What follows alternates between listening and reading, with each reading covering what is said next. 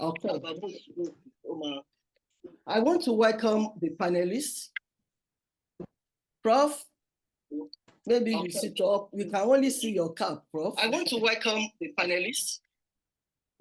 Prof? Hello? Yeah.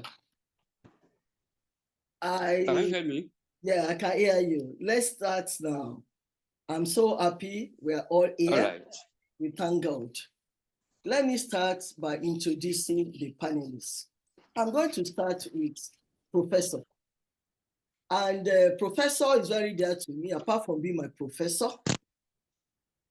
In the seminary, Crowder graduate when I was doing my first PhD. He actually was my external examiner at Ajayi Crowder University for my PhD thesis. Professor Afolorunsho Olalekan Dairo is a Christian, not only by choice, but by faith. Reverend Professor Dairo is a distinguished member of the Department of Religious Studies and Philosophy at Redeemers University, Ede, Nigeria. He has exemplified unwavering dedication throughout his career, having served as the head of the department for many years and later as the dean of the Faculty of Humanities. He has left an indelible mark on that institution and is currently, he serves as he continues to inspire as a visiting professor and dean of education at Caleb University. I am coming.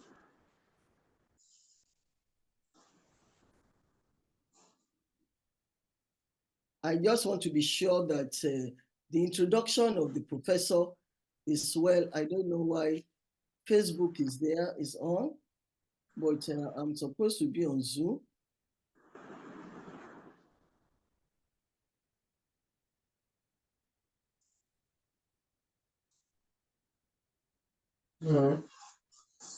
I'm coming, please. There's yeah, I'm back. I just want to be sure it's being recorded.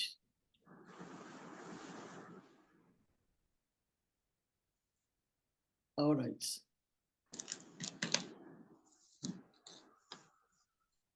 Okay. You are welcome, Professor Afolorunsho Dairo. Let me introduce the second panelist for today. Temitope Ogunfayo. Temitope Ogunfayo. MBA CPIM, for those who understand that term. But Temitope Ogunfayo is an engineer, basically a mechanical engineer. He's a senior director, supply network operations, North America. He studied mechanical engineering at Obafemi Awolowo University in Nigeria, and recently obtained his MBA from Warwick University in the UK. I won't say recently, because that award is well over a year now. So he's already an MBA or the MBA person. Temitope joined Procter & Gamble in Nigeria and has worked with the firm for the last 20 years, which he describes as an exciting career. He currently leads the supply chain for the oral care business of P&G North America, having risen through the ranks across different disciplines and departments, including manufacturing, supply planning, demand planning, initiatives planning, warehousing, sales and operations planning, and integrated planning, among others.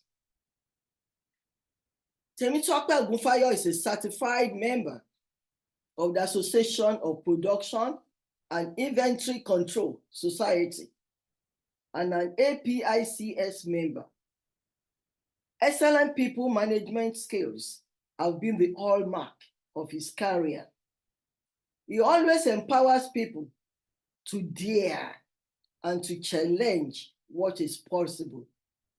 He also brings to the table strong analytical skills and proficiency in using qualitative and quantitative problem-solving tools. Training and imparting knowledge are great passions in and out of the workplace. Temitope is married to his beautiful friend, Olubukola, and together they are privileged to care for and nurture 3 angels under their roof. That is, are blessed by God with 3, can I say teenagers now? All 2 teenagers and the other, they are all teenagers. You are welcome, Engineer Temitope Samuel. After all this introduction, I'm going to the last, or not the least. There's something until the end that I am going to tell the viewers, but not now. I'd now like to introduce Shofola Shoboyejo, another engineer, but another type of engineering. Shofola Show, like he used to call himself or people call him, is an esteemed University of Florida and Warrington College of Business, Atlanta Metropolitan Area alumnus. He is the VP, Vice President of a software engineering company. With over 15 years of industry experience, he has consistently demonstrated his ability to align technology strategy to desired business outcomes. His expertise spans diverse sectors, including retail media, social media, advertising, and banking, with a strong focus on data analytics and data science. In his own word, Shofola Shoboyejo says, synthesizing information and making connections are at the heart of most of his work. That's what he does best. He loves connecting the dots across so many domains, from building apps, connecting people and their data, to writing articles or speaking at conferences. He used his medium to achieve this aim. The only thing that tops that is spending time with family. That is, being a husband and father of 3 amazing kids. You can see the distinguished personalities I have brought to you today, like last episode of Saturday, for this episode 2 of Harmony episodes.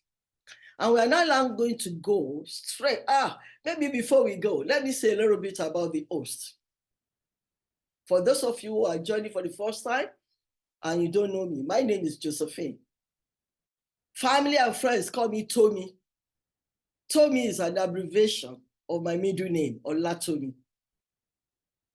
I hold a doctorate degree in philosophy of religion and theology. I'm a transformational life coach. I would say professional life coach.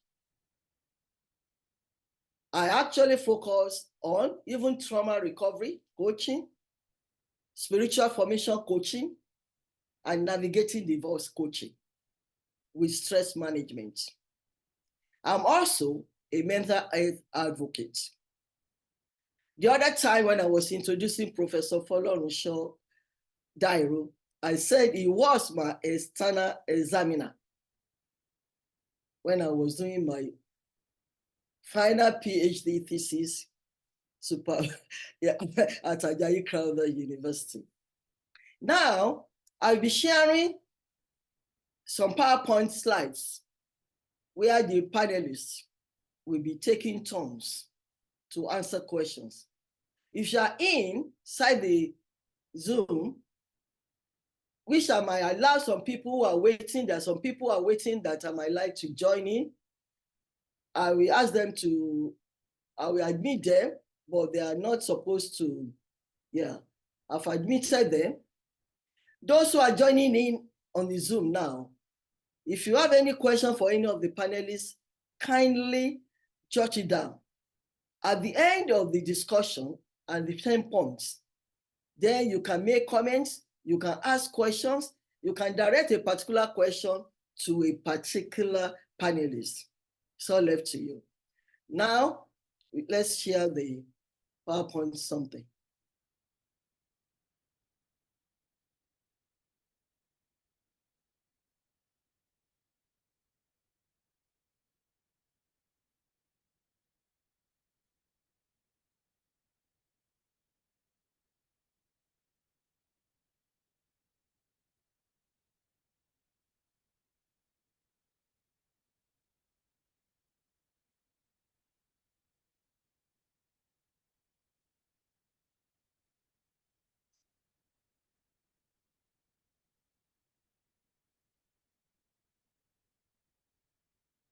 Let me just say this before we start taking the questions on panelists something.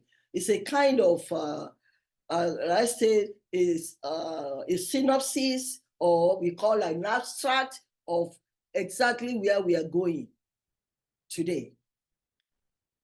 The power of connection is a universal and profound aspect of human existence, and is intricately woven into our well-being and overall quality of life. We all need to have healthy relationships, whether it's intimate connections with loved ones or broader networks for our mental, emotional, and physical health. The power of connection lies in the innate need for belongingness. And from the moment we are born, we crave this connection with others. Intimate connections such as those with romantic partners or close friends are significant in our lives. Some, without these connections, they could end up having either suicidal thought or having a particular depression or whatever they could be. But these relationships offer us companionship, intimacy, profound understanding, and acceptance. Importantly, I want us to know that research consistently tells us that individuals in fulfilling intimate relationships often experience greater happiness. So investing in healthy relationship is just not just good for us alone, it's good for others, it's good for our personal well-being. So by exploring various angles, I'm going to cut that short to go straight to what we are going to do. The panelists will provide valuable insights and coping strategies for fostering meaningful connections and enhancing overall well-being. We are taking first the psychological perspectives. Professor Dairo, I want you to make some comments here. We want to discuss on the attachment theory, emotional intelligence, and the impact of early childhood experiences and adult relationships. Also, we would like to explore how individuals form and maintain healthy attachments and the role of relationships in fulfilling fundamental human needs. You have a first go, Professor Dairo, and if any of the panelists also have something that has not been said and wants to add, please, you can add to it. Prof. Thank you very much for this opportunity. I want to first appreciate the organizers of this life-changing program, especially this episode 2, The Power of Connection, Cultivating Healthy Relationships. We cannot start by just talking about relationship without knowing what relationship is all about. Let me just be brief on that before going to psychological aspects of relationships. So relationships refer to the connection or associations between people, which can encompass various forms and levels of interaction. These connections can be characterized by emotional bonds, shared experiences, mutual interests, or social roles. Relationships exist on a spectrum ranging from casual acquaintanceships to deep, intimate connections. Now, on the psychological aspects of relationships, this refers to the cognitive, emotional, and behavioral dynamics that shape interactions between individuals. And this includes attachment styles. This has to do with either the relationship is secured or avoidant or disorganized. Then we have communication patterns. Communication patterns talks about active listening, assertiveness, conflict resolution. That's on communication patterns. Then we have emotional intelligence. This has to do with self-awareness, empathy, emotional regulation, and so on. Then under this, we also have trust and intimacy. Under psychological aspects of relationship, trust and intimacy. Then we also have power dynamics and control. If to talk about the relationship between husband and wife, we can talk about how each one, or either the husband or the wife, is in the full control of the house. You know, in some homes, the wife is the husband.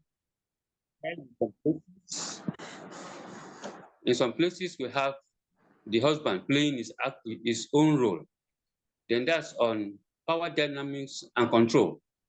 Then we have emotional baggage and past experiences. It is the early childhood experience at times that will generate into the present behavior of individual. Then we have personality traits and compatibility, whether they are compatible or not. Then we have personality traits, and this actually affect the relationship. Then we have conflict and stress management. Conflict and stress management. This cannot be overemphasized when you talk about psychological aspects of relationship. There is bound to be conflicts, and the relations or the partners must know how to manage the stress. Then you have emotional support and validation, as well as intimacy and attachment needs. Understanding these psychological aspects cannot but help us to navigate relationships more effectively. It also assists us to build stronger connections and address challenges and conflicts in constructive manner. All this must be taken into consideration when we talk about the psychological aspects of relationship. Thank you very much. Thank you very much, Professor Dairo. Honestly, I like the way you defined relationship.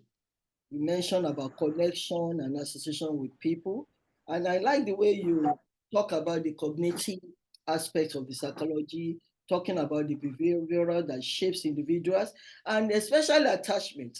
Let me tell you, it's like you are one of like the professor. I mean, I'm taking a trauma-informed on in one of the university, I liked university, where I did my life coaching something. And some of the things they taught us in the attachment, they just want to mention. And that means to make it, wow, as Professor also done, this trauma-informed teaching or whatever or something. Because when you talk about secure and disorganized kind of attachment, I think we understand it perfectly well. And when you mention the word of active listening, when it comes to communication, I think that is actually what communication is all about. So I thank you. I don't know if Engineer Temitope Ogunfayo or Engineer Shofola Shoboyejo, you have something to add to this, or we can go to 2? I'll be happy to chime in. Okay. Yeah, so thanks for having me today. Glad to be honored to be a part of this special group of people to comment on this topic. I guess the only thing I probably want to add to what the professor has already highlighted is how psychology is really an essential aspect to how we think of our world. If you play back to Maslow's hierarchy of needs, he talks on the first 2 layers about things that are external, physiological needs that are important to the person of who you are, and then he builds on top of that to talk about love and belonging and a sense of self-esteem, which harkens to the aspect of the psychological needs that people have. The interesting thing about the psychological aspect of things is often it has to do with, psychology itself, according to Wikipedia, is a study of the mind and behavior. And often it's things that are not seen, but they are things that shape your perception of the world around you. And if you don't pay attention to the things that are internal and it shapes your perception of the world, it's going to have an effect and an impact on your relationship. So being able to think about connection and relationship, which is essential to human needs and your sense of your journey and growing as a person, it is important to pay attention to all the things that Professor already highlighted in terms of thinking about how does this view of my world as it plays out in my mind and as it plays out in my behavior impacts and influences my relationship. So they have a very strong tie together. So the key thing I maybe want to highlight is just the importance of perception of your world and how it influences how you relate to people and connect to the people around you. Yeah. Thank you very much. Engineer, should I just go to 2? But before I say something, I like what you brought in, where Engineer Shoboyejo, when you are talking about shaping perception around you. And that is very, very key, even in psychological perspective or building relationship. Because you see, when you talk about mindset, we have some people who have the victim mindset, or you have the owner's mindset. And I think when you want to shape the perception around you, then you must move from the victim mindset to ownership mindset. And that helps a lot in shaping perception around you. Thank you very much for that. Let's go to 2 and see. Now in 2, we are talking about the social and cultural context, where we are looking at the cultural context of focus on how social norms, cultural values, and societal structures influence relationships. We are discussing here the role, how gender roles, family dynamics, and cultural expectations shape individuals' approaches to connection and intimacy. Prof, I think you must go ahead and say something on this too. Thank you very much for this opportunity once again. The place of social and cultural contexts in relationships cannot be overemphasized. Social norms, cultural values, and societal structures, no doubt, significantly influence relationships in various ways. Let's talk first about social norms. Social norms shape expectations and behaviors in relationships. I'm happy you talk about the gender roles Then we have communication styles as well. All these, they affect the relationship. Gender roles cannot be overemphasized, as well as communication styles. Then we need to know what is actually normal or acceptable in relationships. Then, and this influences how individuals perceive and navigate relationships. Then, cultural values is there as well. So it impacts beliefs and attitudes towards relationships. For instance, individualism versus collectivism.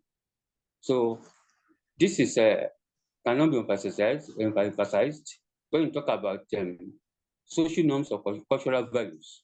So it is the culture that shapes individual to each of the relationships to which he belongs.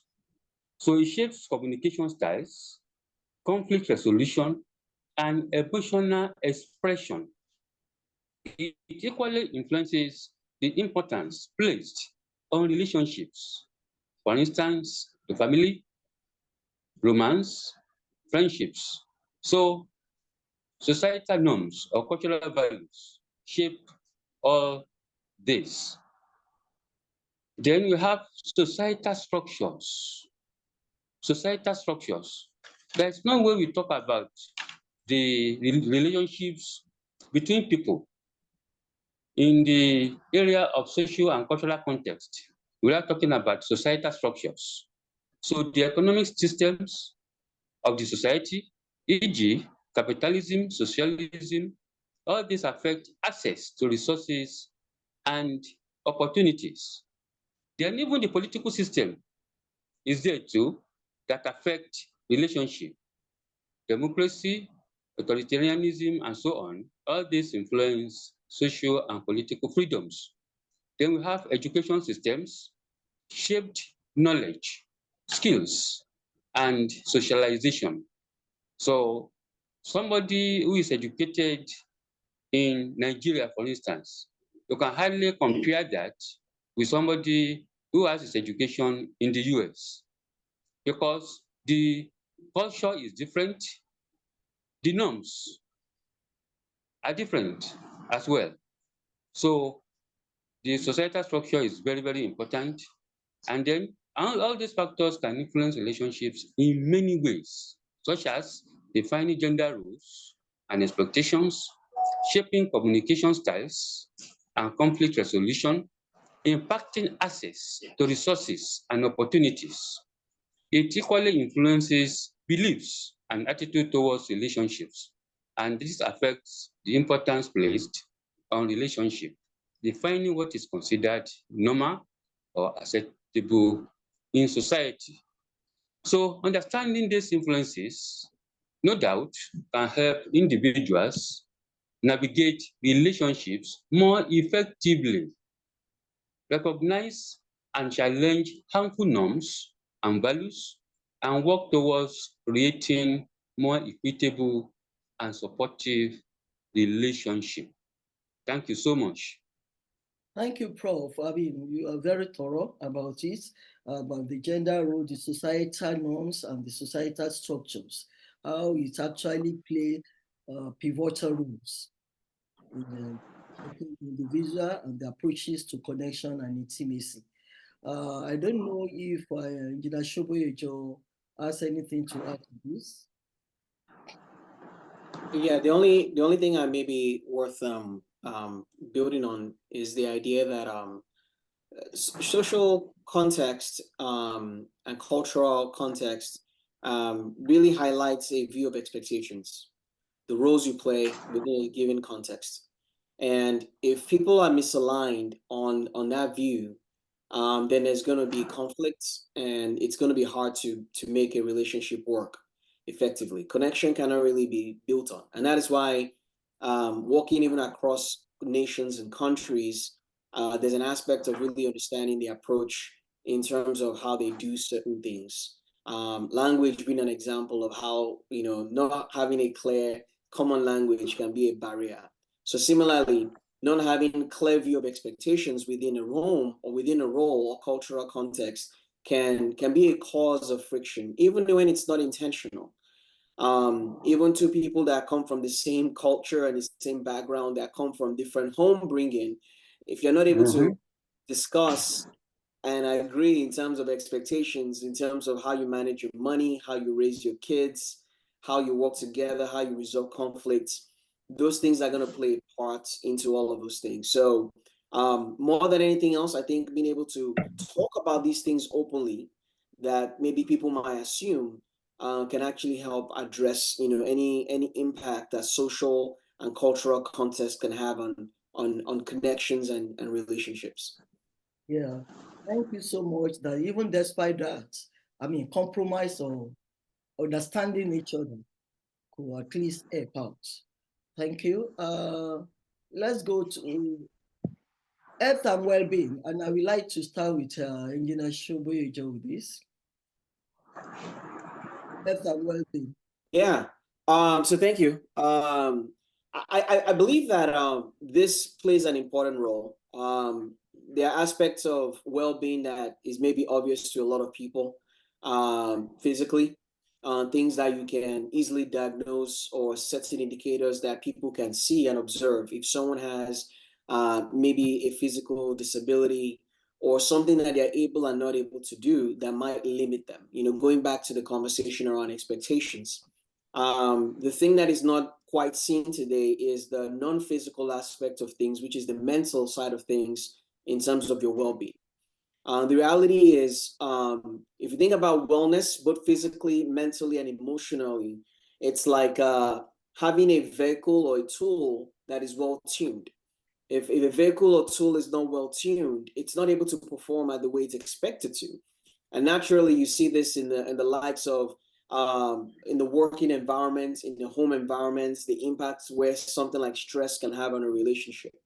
Um, and so those things get in the way of something operating in the optimal way it's designed to do so. And that's why it's very important for one to be able to take these things seriously. Now, the ones, like I said, that are obvious are physical.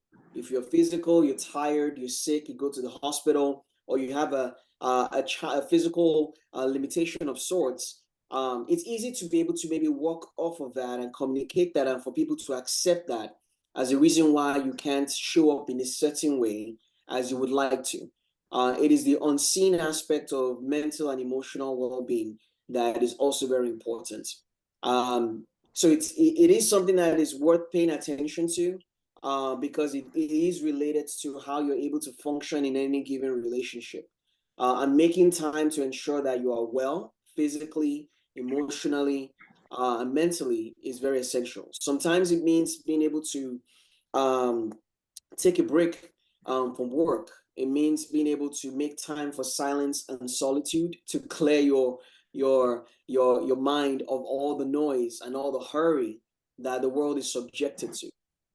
If you think about the fact that if someone is stressed or in a hurry, you see, things like road rage come into being, and it has to do with someone not being in a good state of mind and not being able to show up with their best self, to be patient, or to deal with a situation. The context of a home, how you deal with your kids in discipline, in the context of your coworkers, how you support them, and you are there for your team. So all this tying together to the importance of being able to pay attention to health and well-being and allowing yourself to be the best version, or maybe the better version of yourself, to be able to handle relationships and connect appropriately with people. Yeah. Thank you so much because from all you said, they are all connected. Physical, emotional, spiritual, mental, they're all connected. You just need to be well. And that's at this point, I just had to advise, even if you cannot jog, you cannot run, you cannot do any heavy exercise, you can take a walk. Walking for a minimum of 30 minutes a day is very, very helpful for physical strength. And sleeping reset the brain to help you be able to start another day with no other thing. So it affects us, like Engineer Shobe just said, our immune function, lower rates of depression, anxiety. It's just necessary for us to do all this. The effect of especially relationship on physical and mental health is very important. We can't live in isolation. That's what we're saying. If you are not connected, you will find out that you will be thinking more. You might find yourself in depressed state. You might find yourself obviously being anxious about nothing. But when you are socially connected, you have somebody to talk to, either your spouse or a friend or a family member or somebody who will take you out of that stressful state to make you better. I would now like to go to Engineer Temitope Ogunfayo to make comments on technology and relationships. I mean, we know in the digital age, technology has transformed the way we connect with others. So please discuss this with the impact it has on social media, online dating apps, virtual call, everything. Let's explore the benefits and challenges of maintaining meaningful connections in an increasingly connected yet often superficial world. Yeah. No, good afternoon, everyone. Thanks for having me. It's such a pleasure to be on this panel with the prof and with Show. And we've had very rich conversations since we started. So just to share my thoughts about this one, again, social media, digital age of AI, it depends on which side of the divide you are on, right? There are benefits, as you've rightly mentioned, and there are challenges and things to be aware of. So since the advent of social media, of course, we have increased accessibility.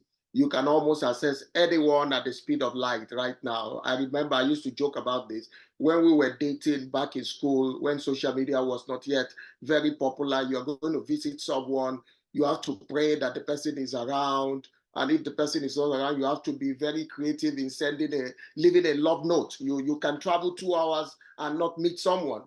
Social media has reduced that. You have increased accessibility. Communication is enhanced, right? We can communicate. Virtual communication is all over the place. I mean, I don't know how many people are watching this broadcast right now from every part of the world. We are actually all joining from different parts of the world. This is made possible because of technology. And whether we like it or not, technology has very direct impact on relationships, right? People can, speed date, people can have long distance relationships. They are better enhanced right now because of the advent of technology. Of course, you can also use technology to explore your different interests. I mean, on a dating app today, you can set your interest, and whether you like it or not, the algorithm then connect you with somebody of similar interest, right? Years ago, that was not possible. So you can explore different interests. Of course, you also have some form of increased social support. This is debatable, but sort of increased social support, even if it's just for the moment, right? You can get that on social media. So technology can be a tool that enhances relationship. Now, that said, there are a lot of challenges that we need to deal with how to develop and enhance relationships via social media, dating app, online, and all of that.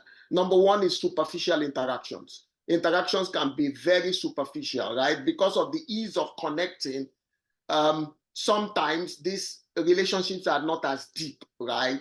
Okay. Also, you can have the challenge of miscommunication because there is no tone of voice. You don't see the person's face. I can make a comment right now and Show can get angry, whereas I don't intend it to be like that. But because there is no body language, all of those is not available, you can misinterpret it. And you see that on social media today, right? Somebody makes a comment and before you know it, it's misinterpreted, right? However, in my own view, and I would be happy for others to chime in, the biggest challenge we have with technology and relationship is comparison, and a term that we refer to as the fear of missing out, FOMO.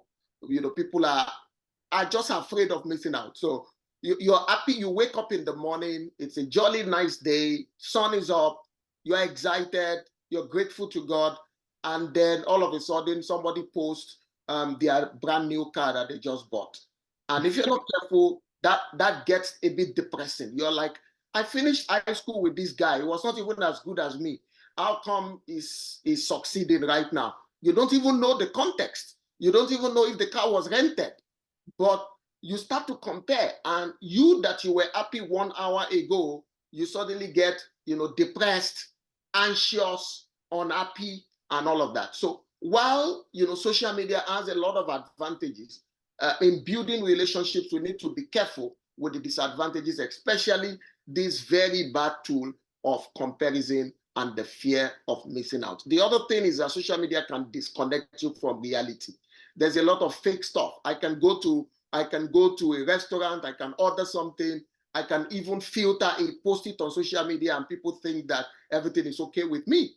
I can be depressed and come on social media and give a different outlook of myself, right? So people don't even know anything is wrong with me. So there is a kind of disconnection from reality that we need to be aware of. Now, that said, it doesn't take anything from the benefits of social media, dating apps. We're in a digital age, and we need to maximize the benefit. Okay. Any other comment on the social media? Prof, Engineer should know. Okay, we go. I only want to say this from what Engineer Tibitope Ogufayo said about disconnection from reality if you are not careful. I watched, I don't know, it's one on my platform, one of the video. Just recently, I think just today or yesterday, a son sitting on the same sofa with the mom, playing with I don't know, only God knows what she was playing, maybe a game or chatting with friends or so on the phone. And the mother was going into crisis. So the mother was going into a kind of crisis, maybe she needs help, and started touching the son. The son will push the mother's hand away. He can't touch it. The woman couldn't talk and was just doing this to the son. The son will push the hand away that, no, you want to disturb me. So long that he didn't even look to that side to see what the mother wants or require. He just kept on using that until the younger sister now came out from the room and saw their mom. But by the time the younger sister came, that woman had passed on. And the boy now started crying, crying and things like that. I mean, that's maybe, let's say, a kind of bad example. But what I mean is that sometimes when you are so much connected with this social media, your app, you feel so disconnected from everybody. You think you are a family, but within a family, everybody, they're doing your own, you're in your own world. You're in your own world. Everybody's doing things. You are not even sensitive to the next person next to you. So, as Engineer Tope said, Ogufayo just mentioned, despite the challenges that might be there, we can never compare the benefits we have from social media. But let's be moderate in whatever thing we are trying to do.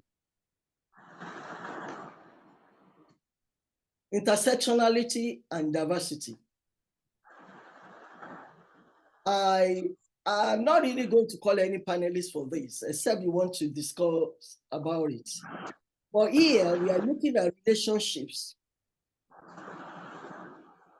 looking at them as they are intersecting with identities, race, ethnicity, sexuality, orientation, and societal status.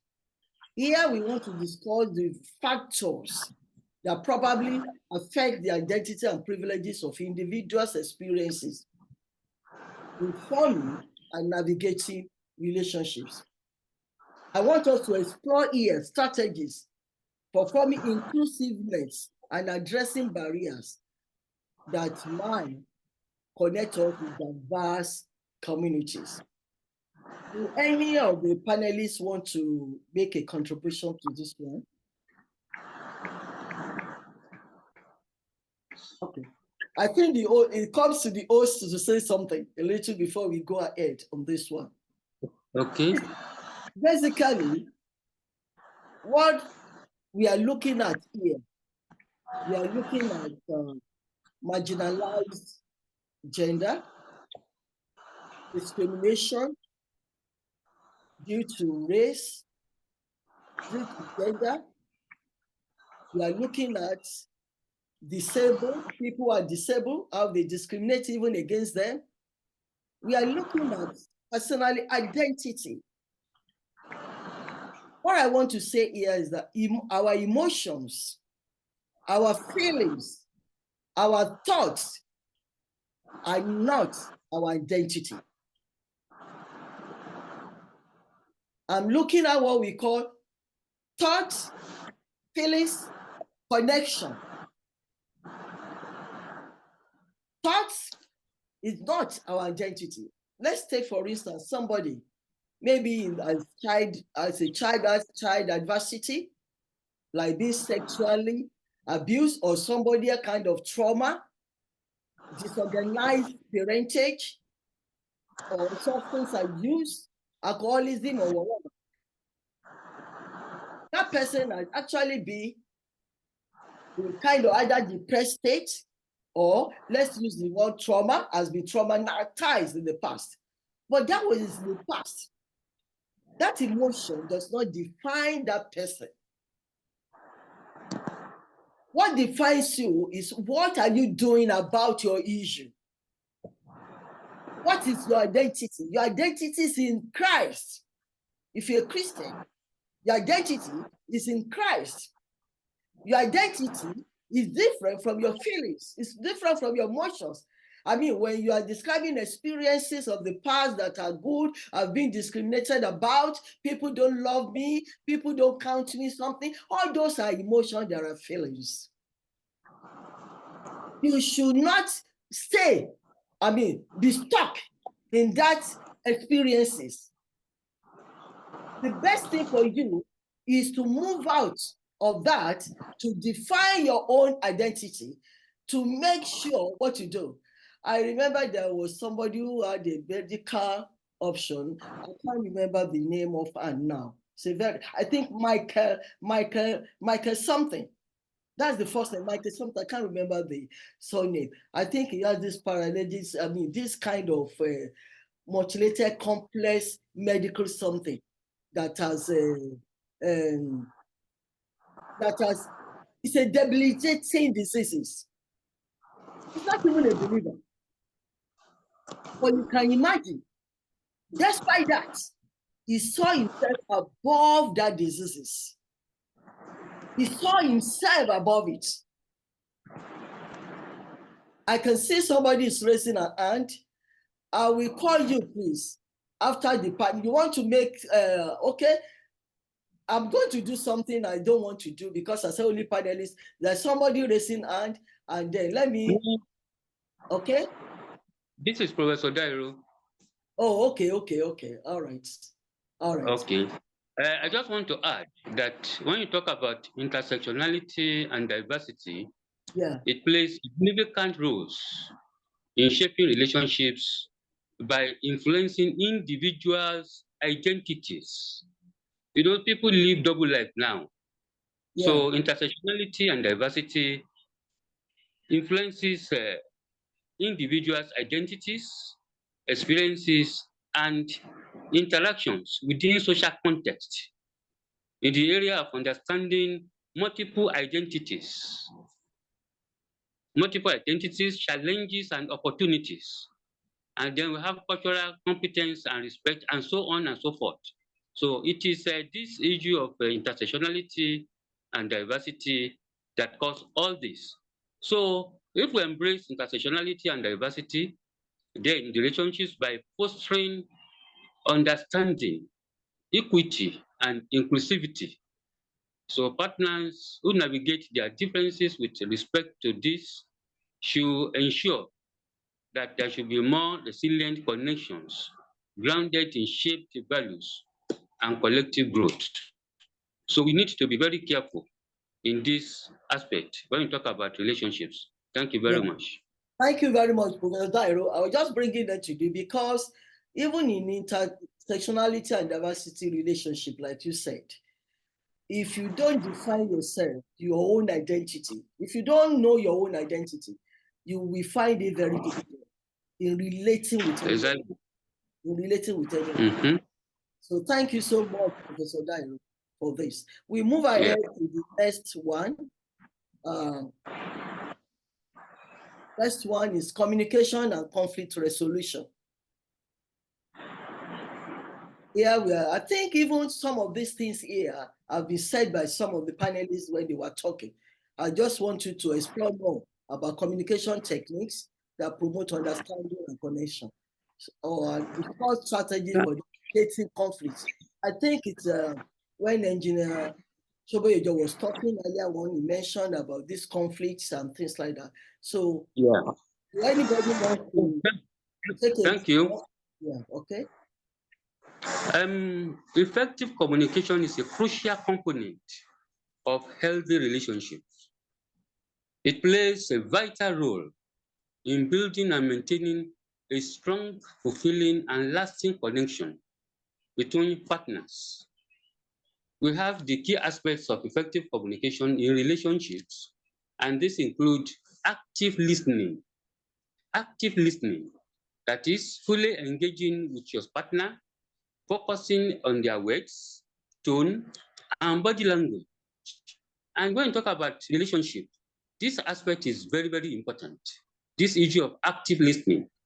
If between husband and wife, the husband is talking and the wife is busy pressing phone, for instance, the husband will not be happy. So active listening is very important. Then we have clear expression. Speak your mind. Don't hide anything from your partner. So it is very, very important. We have emotional intelligence as well. That is recognizing, understanding, and managing your own emotions and empathizing with your partners is very important as well. Then you have non-defensiveness, receiving feedback and criticism without becoming defensive or dismissive.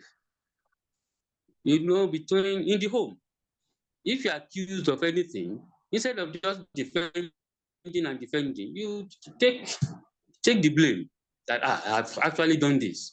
But people always engage in defensive activities. When they're accused of something that is even right, the first reaction is to defend. That no, it's not like that. And when you talk about effective communication will not engage in non-defensiveness. Then, in this issue of defensiveness, then apathy and validation is there. Then open-mindedness. Then conflict resolution, addressing and resolving conflicts in a constructive, respectful, and timely manner. Then feedback must be taken into consideration in this regard.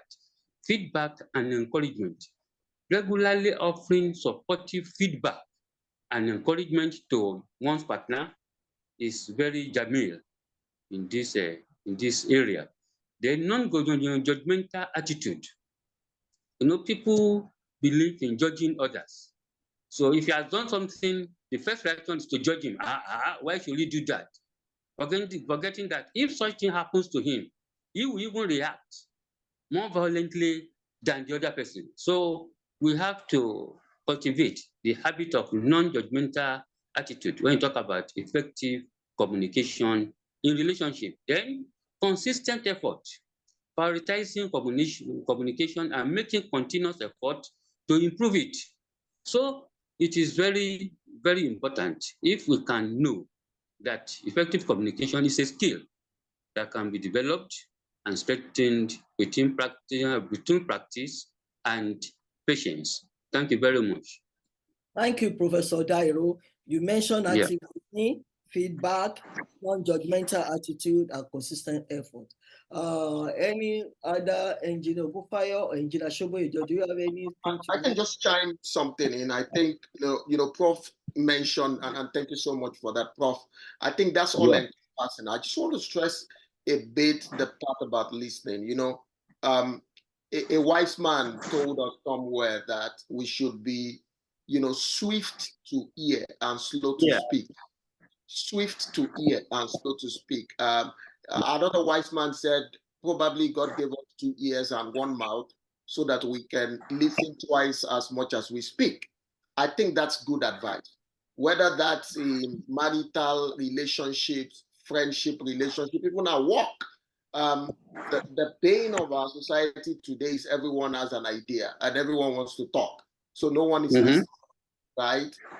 It is important that we listen actively and not just listen because you want to now say your own, right? And those of us in marital relationships, we understand what I'm saying. Sometimes you even pretend that you are listening, but you are listening and taking points because you now want to have points to say your own thing, right? That's not the reason why we should listen.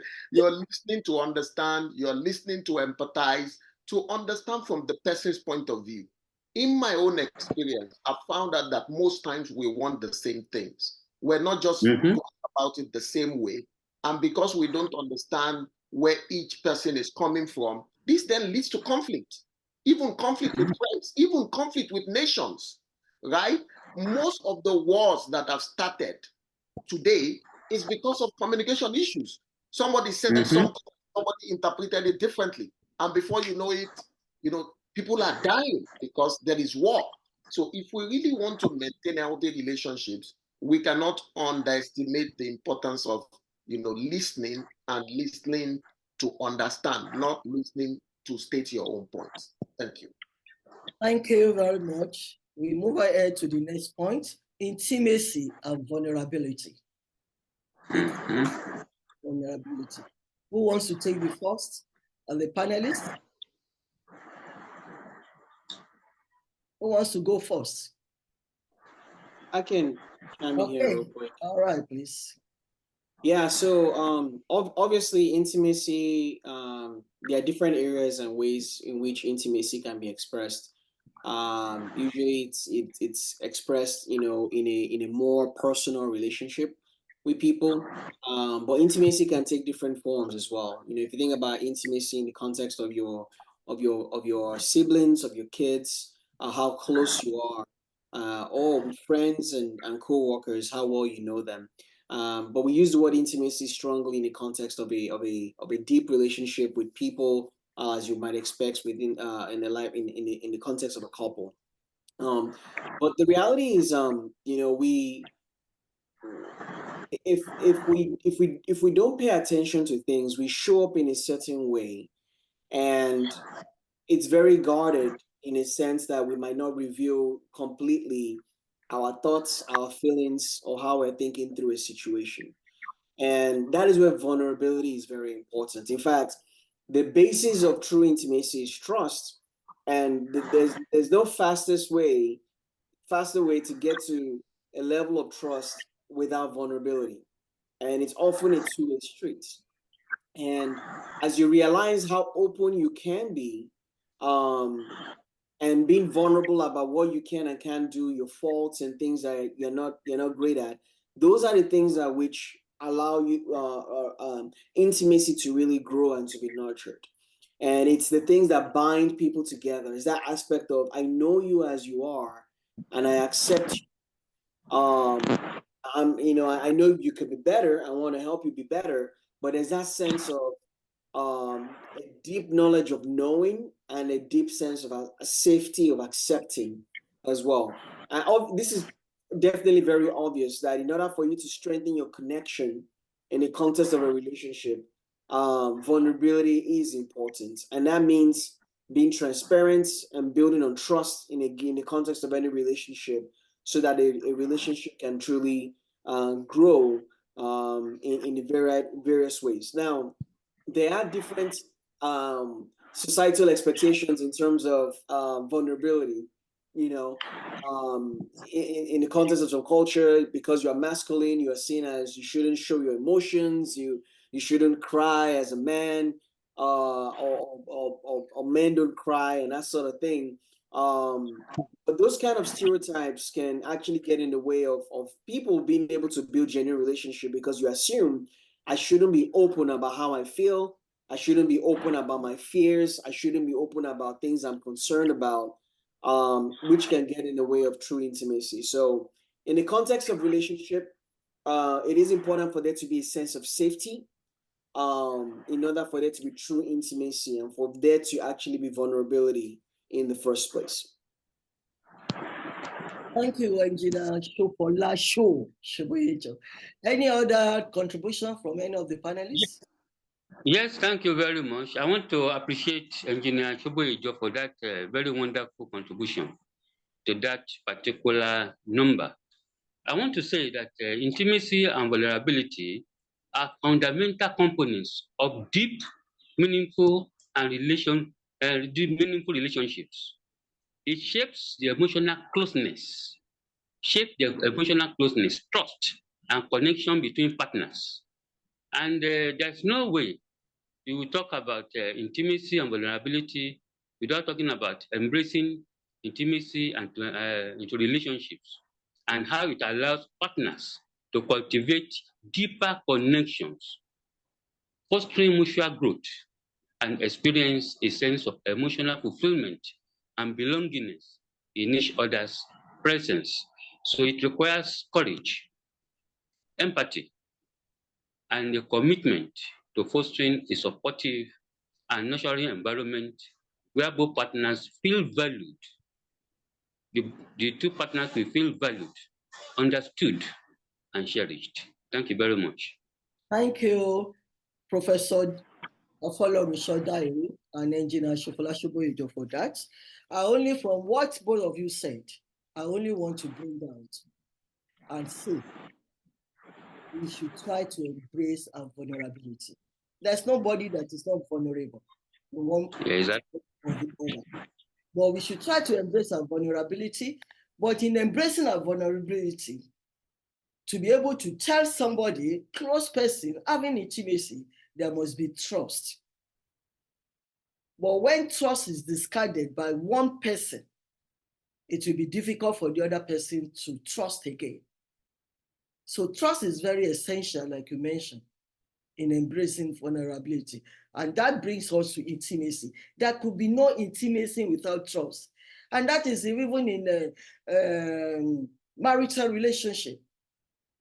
In marital relationship, it's only trust that can make you so intimate.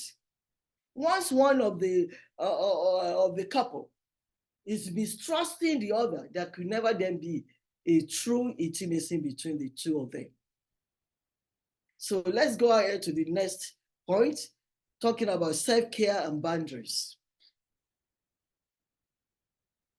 And we still come back to relationship, maintaining healthy relationship, which also, as much as we have spoken about intimacy, we now want to talk about how do we prioritize self-care and setting boundaries. What are the strategies we need to practice self-love, self-compassion, and boundary setting within relationship? So who wants to go first? Yeah, no, I can give some thoughts here. And, for me, I think this is a very important part of the conversation, right? Because, our world also builds macho people who are only taking care of other people and not themselves. They want to solve the world's problem. Some time ago, I came to the realization that my name is not El Shaddai. I cannot meet everybody's needs. I cannot solve everybody's problem. If I am anything close to El Shaddai, it is I shall die one day. So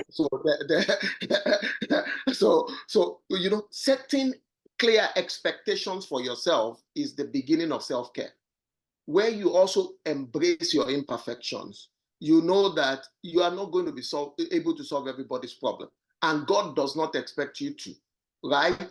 Focus on what you can solve. So one of the things, the strategies to practice self-care is understanding that I have limitations and set realistic expectations. Some of us should be celebrating our achievements, but because our goals are too high, we don't practice self-care, right? The second thought I want to share here is practice some self-care rituals. And it differs from individuals, right? So for some, it's physical exercise. For some, it's meditation. For some, it's doing an hobby. For some, it's spending time with loved ones. For some, it's spending solitary time, right? For some, it's just, 30 minutes. I don't want anybody to get into my space. Practice that, right? The other part of self-care, which is related to the second discussion, is set healthy boundaries, right? Sometimes I think our inability to say no is our greatest undoing. Again, related to you cannot solve everybody's problem. We are saying yes to everybody. Set healthy boundaries, boundaries on your time, boundaries on your energy, boundaries on your emotions. I try to protect these things for myself. So, for example, early in the morning are the times where my energy levels are very high. I protect these jealously because if not, I will not be practicing self-care. So understand your limitations, understand that you're not going to solve everybody's problem, and practice self-care rituals that make sense to you. Those are the thoughts I just wanted to share on this. Thank you, Engineer Temitope Ogunfayo. I love what you have said. In fact, one of my videos on my YouTube is Embrace Imperfection, 1 or 2. You mention it. It is good you embrace your imperfection. And another thing, like you said, which is so important, to celebrate even small milestones. You need to celebrate small things you are going to be able to, not waiting for you to celebrate when it is so big. And then inability to say no. I know some people, they don't want to get on the wrong side of anybody. So they will not practice self-care by not saying no, and they will be distressing themselves, putting themselves under great pressure. So there should be ability, should be able to say no when you need to say no. And so thank you for that. Any further contribution before we go ahead? Yes, I want to quickly appreciate Engineer Ogunfayo for that beautiful presentation on this, but to also add that self-care and boundaries are essential components of healthy relationships, essential components of healthy relationship. And we must be very sure that we are able to set boundaries. Yes, because this contributes to relationship dynamics. In the area of self-respect and autonomy, you should be very free. That's why I love what you said as regards how some people will try to please everyone to their own detriment. And then clear communication. Let your yes be yes, let your no be no for your own health. Then respect for differences. There should be respect for differences, preventing resentment and burnout, then emotional regulation, and so on and so forth. So self-care and boundaries are foundational to maintaining healthy, fulfilling relationships. By prioritizing their own well-being and respecting each other's boundaries, partners create a supportive and nurturing environment that fosters mutual growth, emotional resilience, and lasting intimacy. Thank you, ma'am. Thank you, Professor Dairo. Yes. Yeah. Long-term relationships and commitments. You can see the lock, the padlock it. Once you are in that long-time, like a marital, it should not be broken. But let's explore it. The unique dynamics of long-term relationship, marriage, partnership. I've seen some businesses, and that's why I want you to really discuss about it. Not only marriage, it's not only in marriage that you can have divorce. In partnership, to business partners, they start with love, and at the end of it, they break away, and everybody go their different way. There are challenges, and there are rewards of sustained intimacy and their connection. So, who wants to go first? Who wants to go first? Engineer Show, Boyejo, Engineer Ogunfayo, Professor Dairo. Who wants to talk first on those long-term relationships and commitments? I mean, I can chime in a little bit. I'll be curious to hear what the other panelists have to say. I do think that long-term relationships play a key aspect in terms of how you think about it. In our world today, unfortunately, in the context of marriage, I think about 50 or 51% of marriages end in divorce. And that's 1 of every 2 weddings you go, or 1 of every 2 people you know that get married. That unfortunately happens too. So the world has changed than the way we used to know it. And maybe it has a lot more to do with how we start that journey versus how we keep, going on that journey. But it gets to a place in a relationship where you realize that commitment is an essential component in being able to maintain that relationship. And it's no longer just about your feelings or your thoughts, those things are important to make a relationship very rich. But if you think about the context of the marriage vows, and if you really hold to the standard of the marriage vows, it's a very high standard, till death do us part, right? In sickness and in health, in poverty or in wealth or whatever it might be. Those are extreme situations where you're saying, I am committed to this relationship. And in a context in which commitment is felt and is real in a relationship, it makes for a deeper sense of intimacy. It makes for a deeper sense of connection. And when that sense of commitment is not as strong, there's a bit of a doubt. You talked about it in the context of relationship, in the context of business. It goes the same way. If you think about a player on a sports team where there's a contractual argument about renewing contracts, if there's a question and you don't feel a sense of long-term commitment to that player being on the team, or that business partner being long in that business with you, it affects your sense of connection. It affects that sense, as opposed to having something that is strong, that allows you to hold that relationship together for the long term. Now, not everybody, in the context of maybe marriage, which is maybe the one of the most sacred relationships that one could have, around the world today, not every marriage is still based on love. But it's interesting to see that commitment is an essential aspect, regardless of the forms of how this relationship come to being. How commitment is an important aspect of actually reinforcing that relationship. So yeah, I mean, that's the key thing I think is worth highlighting. There's a lot more I think that's what's definitely calling out on this topic. Okay, thank you very And sure, I really love the commitment bit that you called out. For me, I think what I see here is commitment, and a lot of times people don't understand what commitment means, right? Those of us who are married, we also see that people come into marital relationships with a lot of fantasies, and a lot of romance and love. And the truth is that those things are important, but they fade away, right? What matters is commitment. Commitment means I'm in this no matter what. Okay, it's not based on anything, right? You gave very wonderful examples of sports, right? Some of us will say we follow football clubs, but we're not committed. So when they lose 3 games in a row, you start abusing the coach, you start abusing them, you even change clubs and change jerseys, right? And people have that same concept into marriage, that I can change the person after 3 years if it's not working. That's not commitment, right? And people also, like Mommy was saying, people take it into business. We only do business, we stay in it when we're making profit, when things are going okay. It's the bane of relationships. Any relationship where you don't have committed people who say, we're going to stay in it. Yeah, there will be rough patches. There will be times when these things are not going to go the way we planned. But guess what? We're going to stay in it. That's what makes relationship thrive. In my view, I think love sometimes, and I hope people will not misunderstand me, I think love is overrated.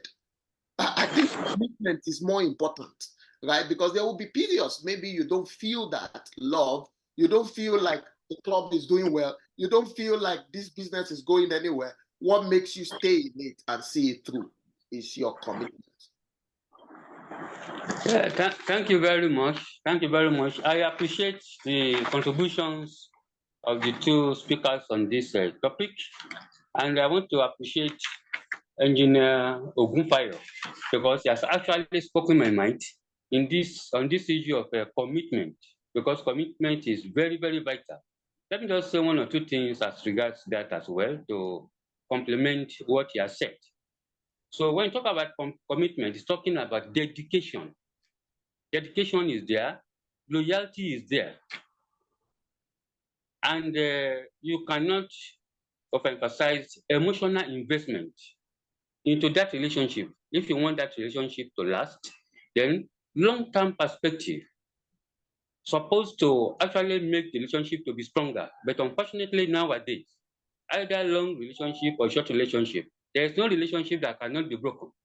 So we need to take note of this. Then there should be mutual respect and trust. Then communication and collaboration. We have been talking about communication ever since. Then there should be shared values and goals. Then resilience and perseverance is very, very important. Then exclusive partnership, continuous investment, and so on and so forth.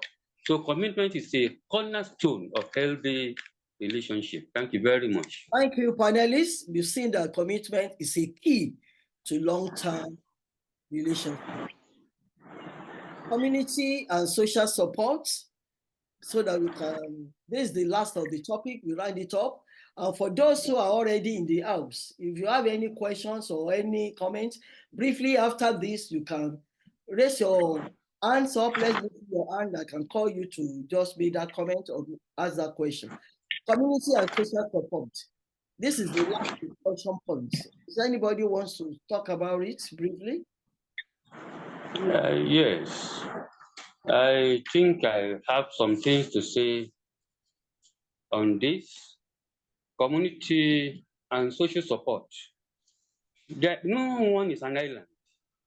You live within a community, and you need social support of all in order to grow. So social networks and community support play a very vital role in fostering healthy relationships. And this can be made possible through the provision of emotional support and validation. Emotional support and validation by the community is very important. Then by offering diverse perspectives and advice from here and there.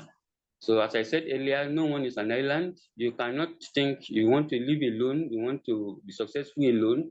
You don't need the assistance of anybody in order to make it in life. So you need the social network and the community support in order to do this. Then encouraging social interaction and connection, helping to build self-esteem and confidence, then facilitating access to resources and services. All these are very important. When you talk about social network and community support, and this can include family and friends. So support from family, support from friends, support from neighborhood and community groups, then from religious and cultural organizations now. In fact, this is very common in Nigeria now. You have support from religious and cultural organizations to assist you to get to your set goals. Then we have online communities and social support. Online community that is very common now in this digital age.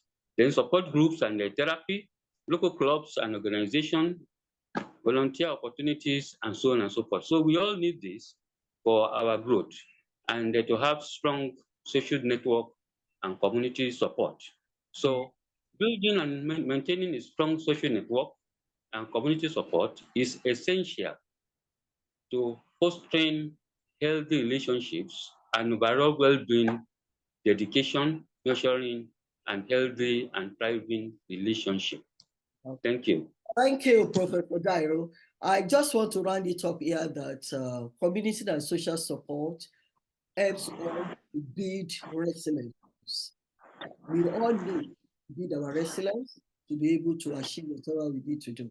And it's all this networking, all this support, either friends, either family, either society, or your community that helps you to build your resilience and bounce back in case of any kind of adversity or event. Do you have the last say, anything last say here, Ejino Bufayo? There's a movie I saw on Netflix, and all the listeners, those who are joining, and those who would watch a replay, if you have some time, go watch it. It's called The Secrets of the Blue Zone. It's on Netflix. It's a good documentary that, these guys, they traveled all over the world to go and find the secret of why people are living long. So they looked at people who lived to be 100 and all of that, and why. So they noticed that there were certain parts of the world where you have this secret, these blue zones, and they explored them. And they came up with a list, right? So we will not be able to go through the list, but one of the list is what we're talking about right now. is the ability to build social network and social support.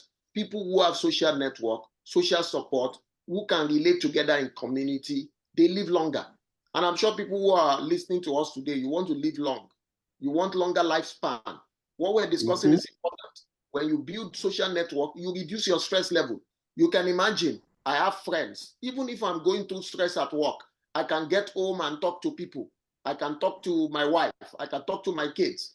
It reduces stress. Sometimes by the time you finish talking about it, you're already even feeling better, right? You even have healthier life choices, lifestyle choices. So imagine that there are 5 of us that are going for a run every Saturday. Even if I feel like my Saturday morning, I want to sleep more. By the time I remember that there are 4 other guys waiting for me, I will be forced to join them because I have a social network. So I'm having healthier lifestyle. And the reverse can also be true. If I have 4 people who are drinking 1 carton of beer, I will be forced to join them as well. So it helps us with our life choices as well. So my thinking here is watch the movie if you can. If you cannot, it is clearly evident, both from scientific facts, psychology, medicine, that if you build a social network, stronger social network, you have healthier relationships and you live longer.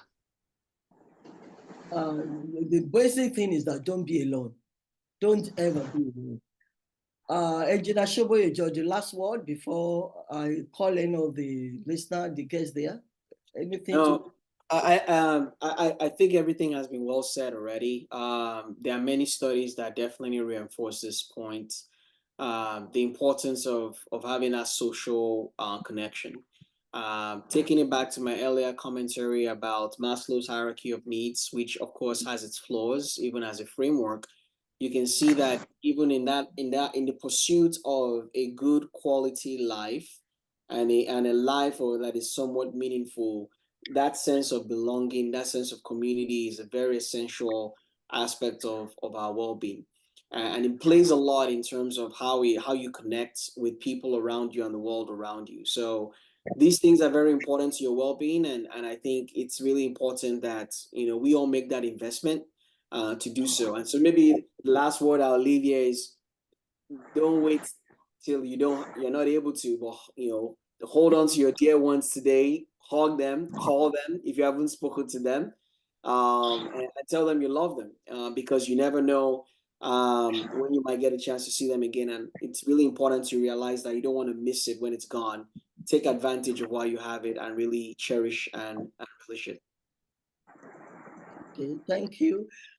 We have come really to the end of the discussion points. Or if we have something we want to say as the final roundup, or do we have anybody in house? Because I said that some people have joined us on Zoom. I know some people are on Facebook. Do you want to unmute yourself to make a comment, or you want to ask a question? Let me see hands raised.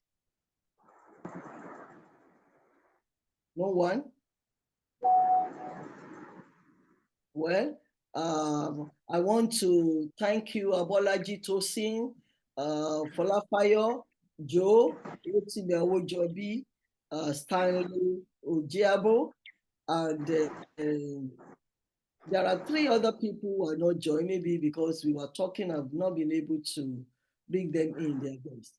So thank you for joining us on Zoom. And for those of you out there, oh, someone has raised hand, okay? Oh yeah, unmute yourself, please.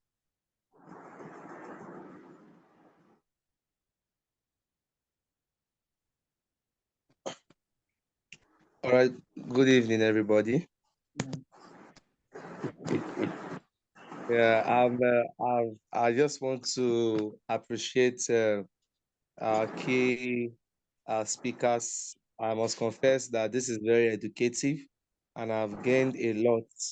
My honorable professor, Professor Dairo, and all the key doctor and all the key scholars, I must confess that I've gained a lot about health, about relationship. Myself, in one, and there are 1 or 2 challenges that I face periodically, and by special grace of God, I had a question, but point of discussion, it has been addressed. And I just want to appreciate all the doctors and the professors and the key speakers. Thank you and God bless you. My name is Stanley. Thank Okay. you. Thank you, Stanley. I think, is it Dr. Stanley or Mr. Stanley? Thank you very much. Thank you very much for making that contribution. I appreciate it. Well, we are coming to the end, but don't forget this is guided grace coaching and theology. If you want to know more, you can check my website, learnwithjoes.com. Learn like we are learning now. Learn, Learn, with joes.com. There are freebies there, some free downloads that might be very, very useful for anybody who go on that website. And I want to thank once again Professor Akolabisho Lekondairi for coming. I know it's very late for you in your own country there in Nigeria. You are the only one from Africa, from Nigeria there. We are the three of us here are from the United States of America. So thank you all for joining us. I also want to thank you, Engineer Temitope Ogunfayo. I said I'm going to say something at the last one so that people will know. Engineer Temitope Ogunfayo is actually my son-in-law, married to my second daughter, Falafayo, who is also a coach, a perception shaper. And then I want to thank Engineer Shofola Shoboyejo.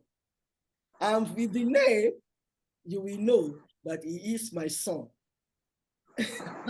So both of them, Engineer Shoboyejo and Engineer Ogunfayo, are my son, and Professor Dairu, the external examiner, when years ago, when I was doing my thesis, final thesis at Ajayi Crowther University, Nigeria.